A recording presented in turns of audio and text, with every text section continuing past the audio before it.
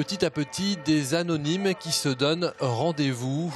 Nuit debout prend forme sur la place Napoléon. 10 personnes, puis 30, puis 40.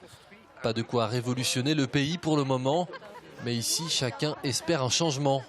Je pense qu'il faut bouger tout le monde. On n'est pas assez nombreux là. Je crois qu'il faut... C'est un début, j'y crois quand même. Que ce soit la gauche, la droite, les gens n'ont plus envie de ça.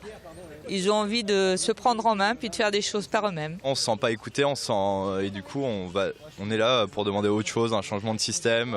Comment on peut aussi faire évoluer les choses, nous en tant que citoyens. Très vite, des échanges.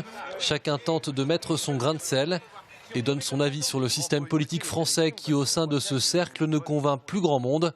D'ailleurs, ce mouvement se veut apolitique. J'ai aucun engagement politique, d'ailleurs, pour être très honnête, quand je vote, puisque je vote, et j'ai très souvent voté blanc et je regrette que mes votes ne soient pas comptabilisés, par exemple. Je fais partie de ces gens qui s'identifient dans aucune des propositions politiques qui leur sont faites.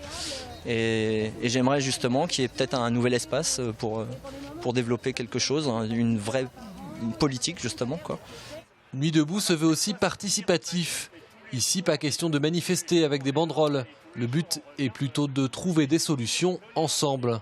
J'ai réalisé qu'individuellement, être contre quelque chose le renforce. Donc maintenant, je suis dans une philosophie que j'ai tâche de mettre en pratique, de me bouger pour.